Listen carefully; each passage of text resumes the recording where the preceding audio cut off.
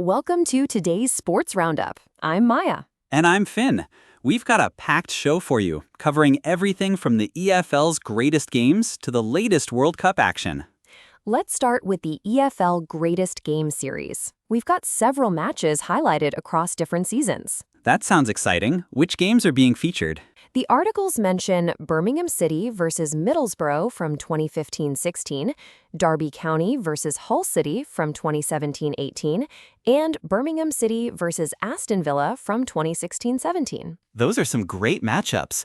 What about Bradford City versus Arsenal? That must have been an interesting David versus Goliath story. Exactly. The reporting highlights that one too. It was part of the EFL Greatest Games series, which airs on Sky Sports. So, what made these games stand out as among the greatest?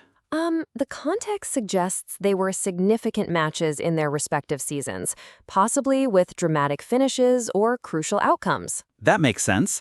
And are these games being shown on Sky Sports Football HD and other channels? Yes, that's right. The articles list specific airing times and channels like Sky Sports Football HD and Sky Sports Plus HD. Moving on to the Premier League review, what are the highlights from the latest episodes? The Premier League review covered action from the top flight across different rounds, specifically rounds 27, 28, and 29. So we're looking at a summary of key matches from those rounds. Exactly. The reporting indicates that the show aired on Sky Sports Premier League HD at various times, including 9 p.m. and 10 p.m. on Thursday, 18th June. What were some of the key moments or matches from those rounds? The articles don't go into specific match details, but they emphasize that the show covered action from the top flight. Okay, so it's more of a recap show. Shifting gears to the World Cup, let's talk about Colombia's recent match against Uzbekistan. Colombia won 3-1, with Luis Diaz being a standout player. He had a goal and an assist in the match. That's impressive. What were the key moments of the game? Daniel Munoz opened the scoring after a pass from Diaz, and then Diaz scored the second goal in the 65th minute. Uzbekistan put up a fight, but ultimately couldn't overcome Colombia's strong performance. The match was played at the Estadio Azteca in Mexico City, right? That's correct. The reporting mentions a crowd of over 80,000 on a cool, rain-tinged evening. So the conditions were quite favorable for the players. Apparently so. The weather was described as cool and rainy, which might have helped mitigate the heat. What about England's match against Croatia? Any highlights there? Harry Kane scored twice to tie the English record for World Cup goals.